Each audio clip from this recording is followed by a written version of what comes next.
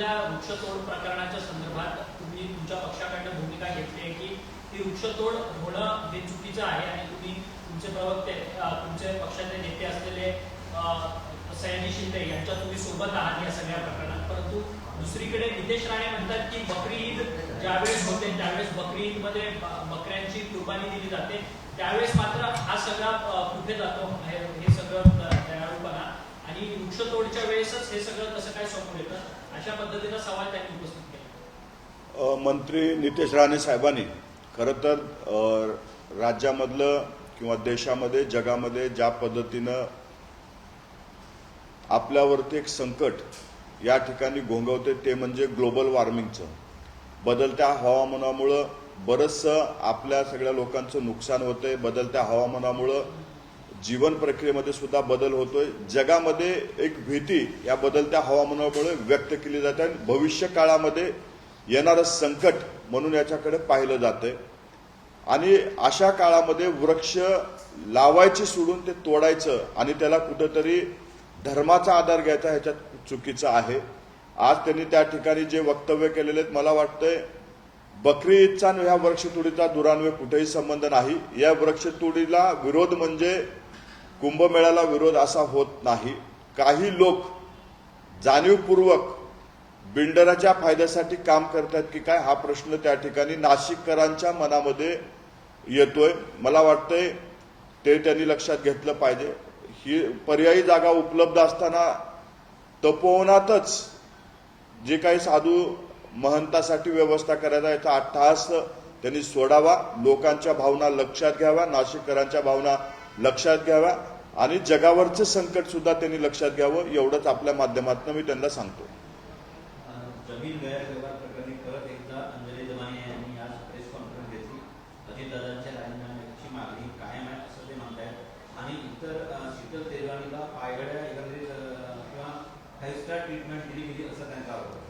मुंडवा जमीन प्रकरणामध्ये महाराष्ट्र सरकारकडनं उच्चस्तरीय समिती त्या ठिकाणी स्थापन करण्यात आलेली आहे आणि त्या समितीच्या माध्यमातून तपास त्या ठिकाणी चालू आहे। त्याचा अहवाल लवकरच हे महाराष्ट्र सरकारकडे सादर केला जाईल आणि तो अहवाल आपल्या माध्यमातून जनतेकडे सादर केला जाईल। त्या प्रकरणामध्ये दूध का दूध पाणी का पाणी त्या अहवालाच्या नंतर येईल। आता जे काही शीतल तेजवानीच्या प्रकरणामध्ये अटक वगैरे झाली आहे तो त्या कायद्याचा भाग आहे, त्या कायद्याच्या प्रोसेसप्रमाणे त्या ठिकाणी कारवाई होत आहे। अंजली दमनिया आधी सांगत होत्या की हे सरकारमध्ये कुठंतरी चौकशीमध्ये व्यत्यय येऊ शकतो आणि आज आम्ही ज्या वेळेस किंवा यंत्रणा त्या ठिकाणी एक चांगल्या प्रकारची चौकशी करते, जे लोक याच्यामध्ये दोष आहेत त्यांच्यावरती कारवाई करते, तरी उपप्रश्न निर्माण करून खूप काही वेगळं करतोय अशा पद्धतीचा आव त्यांनी आणू नये।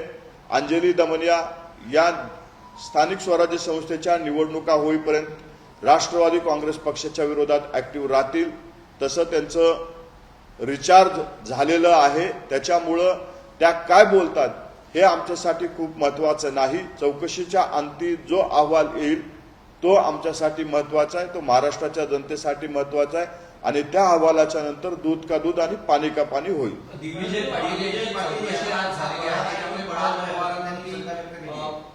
पाटलांसंदर्भात पळाला की पळवलंय अशी शंका निर्माण केली।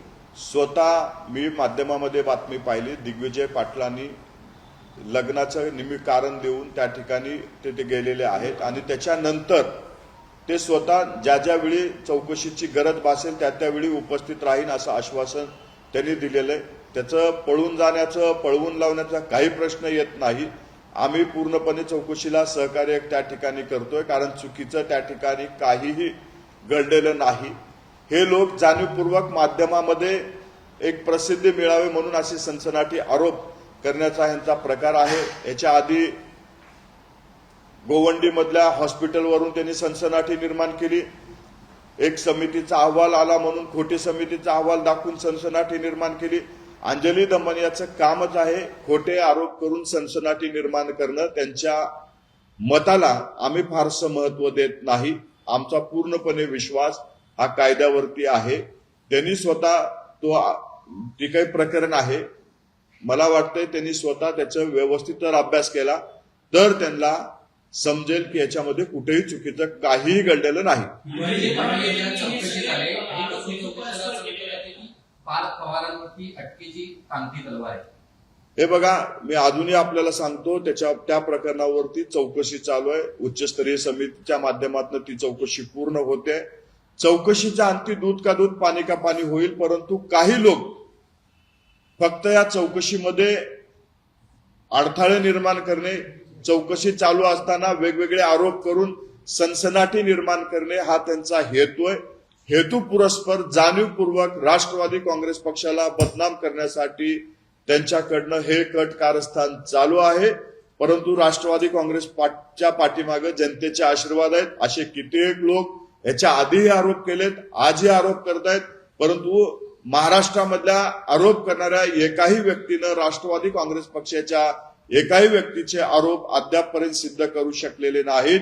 प्रत्येक व्यक्तीला न्यायालयाच्या माध्यमातून त्यांना त्या ठिकाणी क्लीन चिट मिळालेली आहे. त्याच्यामुळं अशा अनेक पेड ऍक्टिव्हिस्ट आहेत जे येऊन आरोप करतात आणि त्या काळाच्या नंतर ते गायब होतात. परंतु हे सगळे आरोप हेतू पुरस्पर त्यांच्याकडनं केले जातात का, आणि अजित पवारांना या सगळ्या प्रकरणात टार्गेटेड केलं जात आहे? हे जाणीवपूर्वक राष्ट्रवादी काँग्रेस पक्ष आणि राष्ट्रवादी काँग्रेस पक्षाचे नेते, राज्याचे उपमुख्यमंत्री सन्माननीय दादाला बदनाम करण्यासाठी हे आरोप जाणीवपूर्वक काही मित्राकडनं काही शत्रूकडनं केले जात आहेत.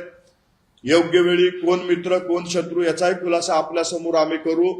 परंतु राष्ट्रवादी काँग्रेस पक्षाचं वाढती लोकप्रियता काही लोकांच्या डोळ्यामध्ये खुपते, म्हणून जाणीवपूर्वक अशा पद्धतीची बदनामी करण्यासाठी पेड ट्रोल गँग ही या ठिकाणी काम करते आहे. रिचार्जवाली गँग या ठिकाणी काम करते आहे. राष्ट्रवादीला असे अनेक लोक झेलण्याची सवय, त्याच्यामुळं अशा आरोपामुळे आम्ही खचणार नाही. उलट लोकांमध्ये जाऊन अधिक चांगल्या पद्धतीनं काम करून लोकांचा विश्वास अधिक दृढ करण्याचं काम आम्ही त्या ठिकाणी करू.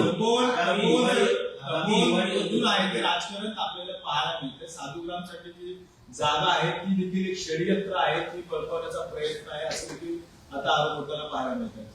बघा, पूर्ण नाशिककरांची भावना आणि महाराष्ट्रातल्या जनतेची भावना तीच झालेली आहे. पर्यायी जागा उपलब्ध असताना अनेक वर्षाची जुनी झाडं तोडून त्या ठिकाणी साधुग्राम बनवण्याचा हेतू काय असू शकतो, कुणाचा असू शकतो, कशासाठी असू शकतो, कुणाच्या फायद्यासाठी तो आहे, हे लोकांना प्रश्न पडलेले आहेत. त्याचं उत्तर ज्या लोकांनी हा घाट घातलाय त्यांनी उत्तरं दिली पाहिजेत. साधुग्राम बनवण्यासाठी नाशिकमध्ये पर्यायी अनेक जागा उपलब्ध आहेत. तपोवनामध्ये एक इतिहास आहे तपोवनाचा. त्या ठिकाणी साधू महंतांनी साधू संतांनी तपश्चर्या केलेली ती जागा आहे. झाडाच्या वृक्षाखाली बसून तपश्चर्या केलेली जागा आहे. त्याचं पावित्र्य अबाधित राहावं हीच आमची भावना आहे. वृक्ष संवर्धन व्हावं हीच आमची भावना आहे. काही लोक जाणीवपूर्वक ह्याच्यामधून वेगळा हेतू पुरस्पर काम करतात की काय, ही शंका नाशिककरांच्या मनामध्ये निर्माण झालेली आहे. तपोवन हा राजकीय विषय नाही, तपोवन हा भावनेचा विषय, तपोवन हा संवर्धनाचा विषय, तपोवन हा पर्यावरणाचा विषय. त्याच्याकडे वेगळ्या दृष्टीनं बघावं हीच आमची भावना आहे आणि पर्यायी जागा जिथं आहेत त्या ठिकाणी साधुग्राम उभं राहावं ही आमची मागणी आहे.